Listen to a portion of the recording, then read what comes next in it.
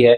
चमत्कारिक रूप से सीट नंबर 11A पर बैठे और एकमात्र जिंदा बचे भाग्यशाली यात्री रमेश कुमार विश्वास रहे। इस हृदय विदारक घटना के साक्षी रहे।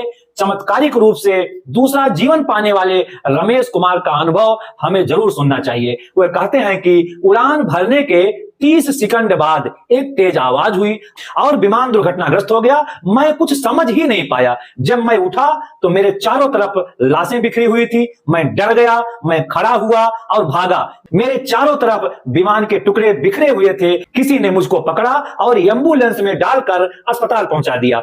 मेरा बड़ा भाई विमान की अगली सीट पर बैठा है। मैं उसे ढूंढ नहीं पा रहा हूं। मेरी मदद करो। और फूट फूट कर चिल्ला चिल्ला कर रोने लगा। मित्रों, ऐसी घटना वास्तव में विचलित कर देती है। हमारी तरफ से ईश्वर से प्रार्थना है कि मृतकों के परिवारजनों को इस दुख को सहन करने में संबल प्रदान करें। मित्रों, इतना बड़ा विमान हादसा कैसे और क्यों हुआ, इसका बारीकी से अध्ययन विमान के ब्लैक बॉक्स जो नारंगी कलर का होता है, जिसे फ्लाइट डाटा रिकॉर्डर भी कहा जाता है, मिलने के बाद ही हो पाएगा।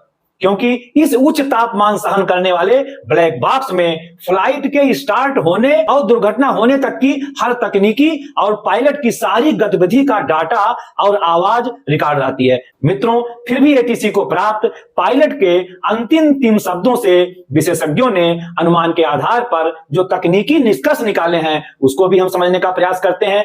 आई एम लूजिंग थ्रस्ट, मेडे मेडे मेडे, अर्थात इंजन में पावर जनरेट नहीं हो पा रहा है, इंजन में थ्रस्ट उत्पन्न नहीं हो पा रहा है, इंजन में कोई कमी आ गई है जिससे विमान लिफ्ट ही नहीं हो पाया और इमारत से टकरा कर क्रैश हो गया। विमान में 1,25,000 लीटर फ्यूल होने के कारण दुर्घटना के बाद बड़ी एरिया में भयंकर आग लग गई, जो जान माल के नुकसान का प्रमुख कारण रहा। मित्रों, एयर ट्रैफिक कंट्रोल ऑफिसर रहे सुबोध दीक्षित का मानना है कि बोइंग 787 ड्रीम लाइनर विमान में कुछ कमियां आती रही हैं, उसको रिपोर्ट भी किया जाता रहा। उन्होंने विमान दुर्घटना से संभावित कुछ कारणों की ओर इशारा किया है। शायद दोनों इंजन फेल हो गए हों, क्योंकि एक इंजन से भी विमान 2000 किलोमीटर तक उड़ान भर सकता है।